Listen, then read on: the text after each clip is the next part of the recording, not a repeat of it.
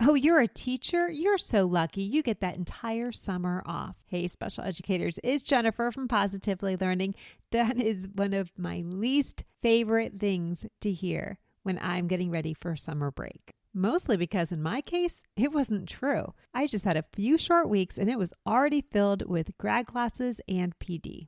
How is your summer break looking? Are you also taking PD? Maybe you have some requirements to fill with your district and continuing education. Or maybe there's a topic that you want to learn more about before you return to the next school year. Either way, this is the episode for you. If you're interested in relevant PD, I've got some creative ideas for you and some tips to make the most of it. Hey, special educators, I'm Jennifer from Positively Learning. Welcome to the Special Educators Resource Room.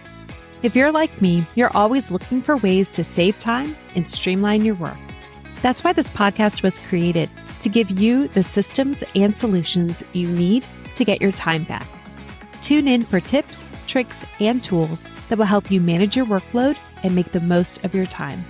Whether you're brand new or experienced, all are welcome in the Special Educators Resource Room. Thanks so much for tuning in. This is a short and sweet episode all about how to find relevant PD and make the most of it. But first, we're going to take a quick trip down memory lane. I promise it's going to relate. At my school, I participated in the Teacher Development Leadership Program. This was for full-time teachers who were interested in receiving training to support other teachers. It was almost like mini instructional coaching and mentoring. So I was assigned some newer special educators, and I would do weekly observations while I was also receiving training on how to support them. Now, in this case, as in many times when we're new at something, we look back and cringe. And my time as a teacher development leader was no exception.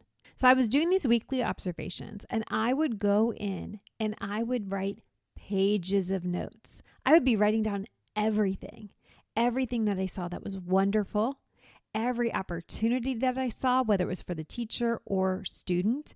I would be writing down grows, especially if a teacher wanted me to be on the lookout for something. And at the end, we would have a quick debrief, and I would just have these pages of notes, maybe 17 bullet points. I'm not sure why I thought that was a good idea. And as you can imagine, after repeating this week after week, not a lot of progress was being made. And how could you make progress on 17 different things you were trying to keep track of? So if you are listening to this and you were one of those teachers, I sincerely apologize. Now fast forward a couple of years, and my husband's job moved us across the country. We moved into our new home in January, right in the middle of a school year. Not a great time to get a teaching job. I accepted an instructional coaching position supporting special educators. And in this role, I received some extensive training. It was fantastic. I quickly learned that to make progress, you should focus in on one thing. That one thing that's either going to be a quick win to build some momentum. It's going to be that one thing that's going to have the highest impact in the classroom for this teacher, or it's going to be the one thing the teacher has identified as a trouble spot. Now let's take this back to present day and think about applying the idea of focusing in on one thing for professional development. Maybe this topic has already been chosen for you by the district or your school. Or maybe it's that one thing that you know can have a huge impact when you return next school year. So what's going to be your one thing? Maybe it's data collection. Maybe it's classroom management. Or maybe it's writing better IEP goals. After you've selected the topic, I have one more piece of advice. So let's imagine you're going to focus in on data collection. My advice is to resist trying to gather all the information on data collection that is out there. And there's a lot.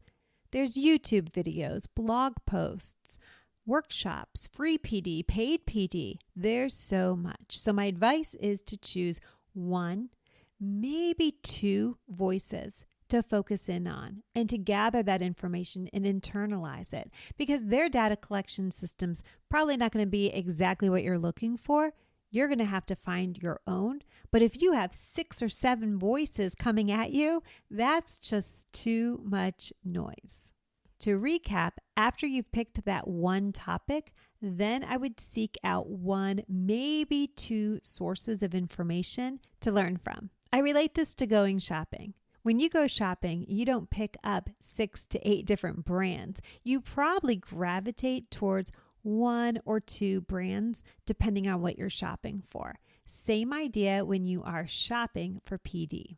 I'm not going to leave you hanging. I do have some suggestions for some high quality PD that's out there. These are names that I trust, and I promise I have no affiliation with them. I just have been following them for years, and I think they are high quality. My first recommendation is Amanda from The Primary Gal. Do you know her? You should. She's fantastic. She has a huge Facebook group that's very active and a podcast. They're both called The Resource Room. She also has a website, The Primary Gal, and I know she's doing a book study this summer. I believe she has a series of webinars, and I know she also has some workshops, so you definitely want to check her out. I will put her website link in the show notes. If you chose classroom management as the topic you're going to focus on, this next suggestion is for you. It's from Teaching Exceptional Kinders by Amy Murray. She's put together a fantastic classroom management course called Kindergarten Behavior Blueprint. I've been following Amy for years and I trust her. Not only did she teach kindergarten for years, she also has a background as a special education teacher. You definitely want to check her out, and I'll put the link in the show notes. If you haven't yet chosen a specific topic, but you know you want to get a better handle on what you're going to be teaching next year, I highly recommend checking out Firstyland. It's firstyland.com, and it's a blog by Molly. She's a very experienced teacher. I think she taught 30 years. I've been following her for years. She really knows her stuff, and she focuses in on engagement.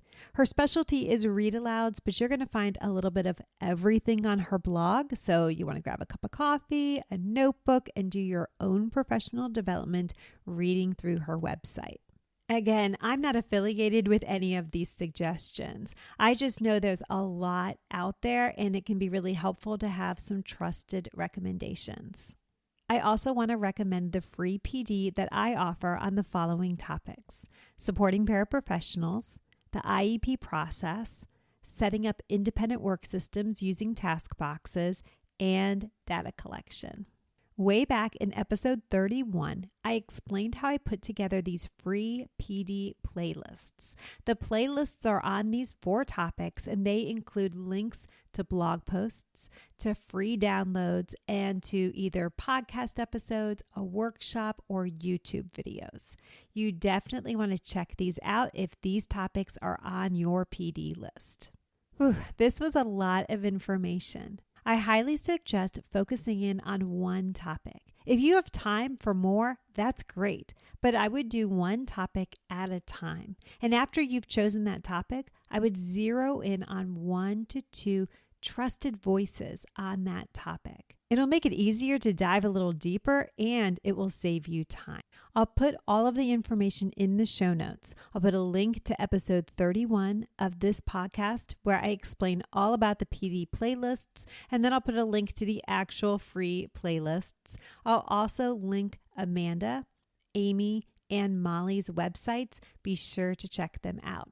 Let me know if you have any questions, and thank you so much for listening. See you next week. Thanks so much for tuning in, and I'm dying to ask, what'd you think? Be sure to hit the follow or subscribe button so that you never miss an episode.